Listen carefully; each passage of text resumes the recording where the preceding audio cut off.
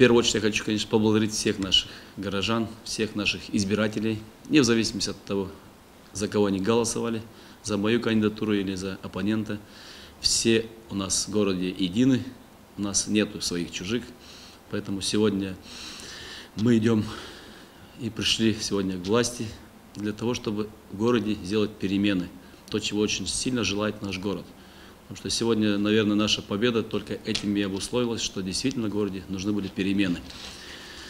Сегодня, как я и обещал, первые шаги, которые будут сделаны, это, конечно, как мы и говорили, это аудит и проверка в здании мэрии, то есть всех муниципальных предприятий, для того, чтобы знать, где мы находимся. Потому что все мы хотим начать с чистого листа. Как будете команду себе определять? Да, команда, как я и говорил и ранее, 100 раз я собирал наших жителей по улицам. Еще раз я соберу их в Доме культуры. Я предоставлю кандидатов, которые...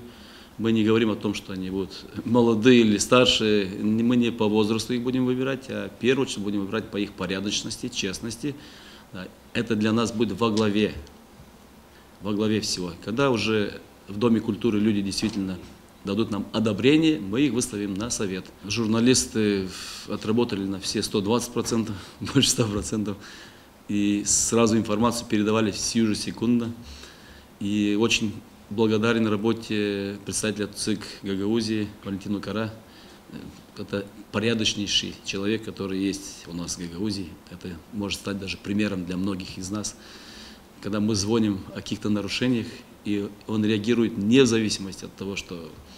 И, конечно, пожелал бы многим участкам, я назову их, потому что я вынужден это сделать. В 7-й школе у нас было очень много нарушений, во 2-й школе, в 5-й школе.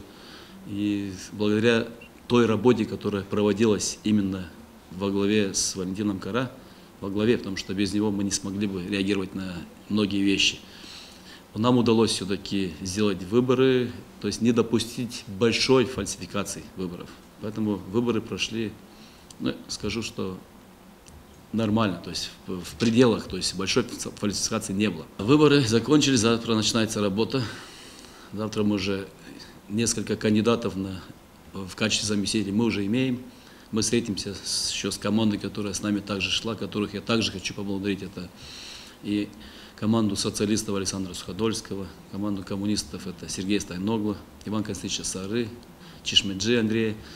Это вместе с ними мы сегодня, хотя они мне не требовали взамен никаких должностей, ничего, но я как человек, который благодаря их работе, их помощи также прошел во 2-й тур и во 2-м туре выиграл. Я благодарен им, поэтому я их в стороне не хочу оставлять, этих людей. И советоваться буду не только с народом, но и с ними, конечно.